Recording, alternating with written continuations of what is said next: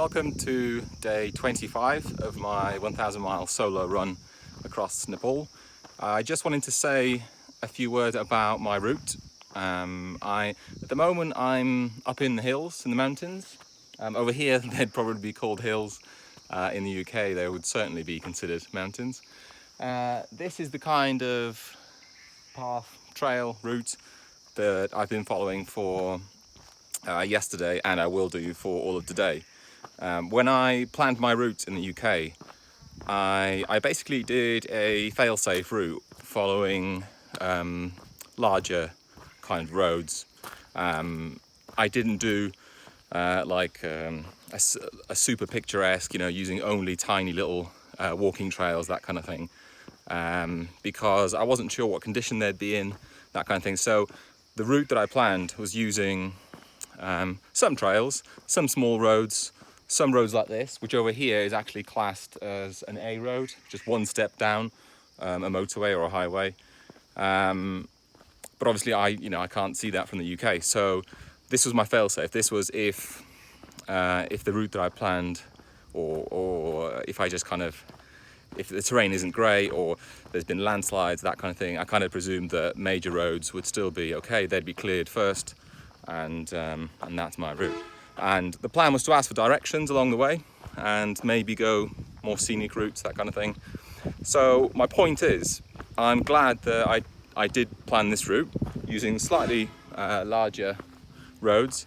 I've basically stuck to this route. This is what I've used, and as you can see, this is certainly not a major road. A lot of the time on these A roads, I'll see only a handful of cars or lorries in a day, and it's still really picturesque, but it's a little bit more comfortable to go on. It's a little bit smoother, not as rocky as some paths, and obviously because it is a road, it's designed for vehicles. It's not too steep, which really helps with efficiency and not burning through too much energy.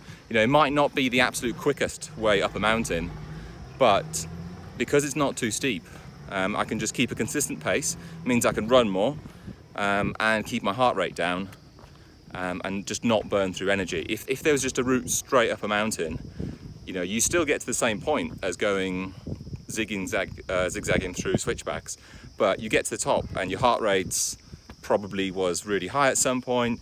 You're totally wiped out, sweating, gasping for air, that kind of thing.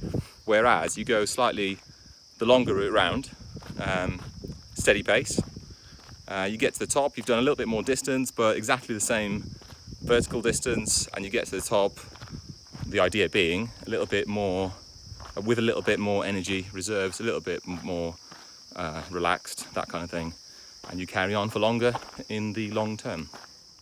That chap there that's just riding off on a scooter, I probably mentioned yesterday, I had like a great experience where someone, I was just having a little snack, someone arrived on a tuk-tuk, and it was just one of those really good experiences, good conversations, good connection. Just happened again, someone just stopped, very little English, but I'm trying to learn a little bit of Nepali, and I'm trying to learn at least a word every day, and there's a few,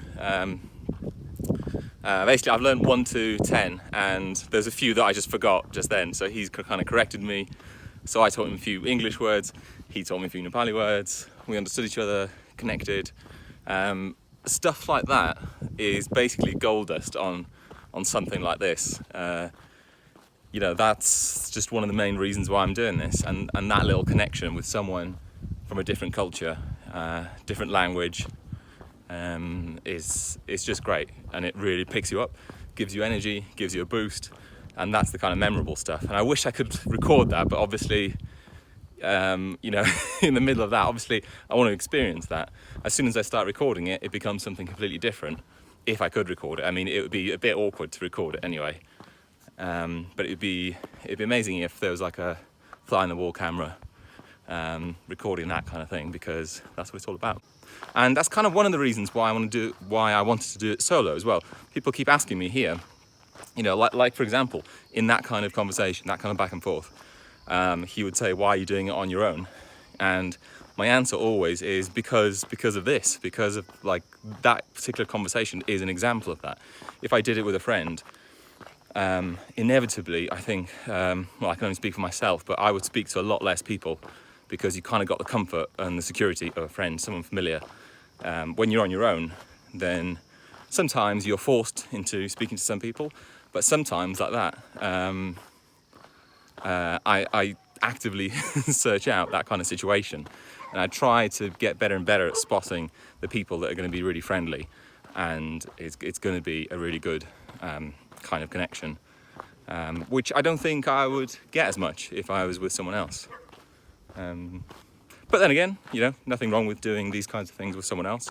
Maybe next adventure will be with someone else or in a group or something like that. It's all good. It's all different, that's all.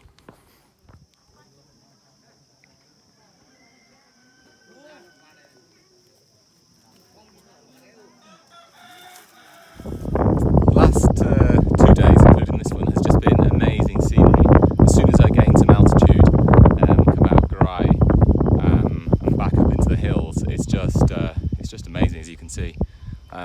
That peak over there, that's going to be the high point, literally, in terms of altitude, of for a while. After the next couple of weeks, at least, it's all going to be lower down. So I'm just making the most of it and just taking it all in.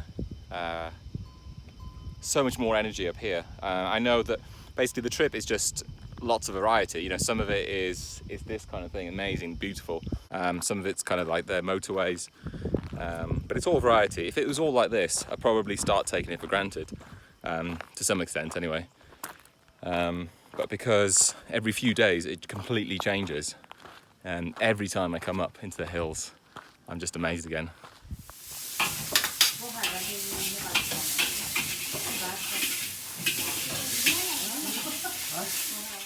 Just want to quickly show you the part of the route for today. Basically, if you can see it just along this ridge, going right across there as far as the eye can see, that's my route. Totally beautiful today. It's just been like this all day. I'm just mainly at the tops of mountains along the ridges. Nice and cool as well, but not cold at all. It's still above 20, but probably about 25, but that feels so much more manageable than kind of 35. Really nice, enjoying today. I just saw my first squirrel in Nepal. Kind of surprised to see it. I guess as I'm going through different regions, there's different wildlife, different vegetation, that kind of thing. I've definitely noticed different vegetation in this area. I'm kind of entering the central area. Different kind of jungle, I guess. A bit more trees, a bit more forest. Still no birds though. Not no birds, but very few birds. If I notice a bird, then it's kind of noteworthy. Like I probably see, in total, I probably see 3 to 5 a day. If I look up like now, anywhere, in the valley, high up, I can't see a single bird right now. And that's normally the case. I'm not sure why.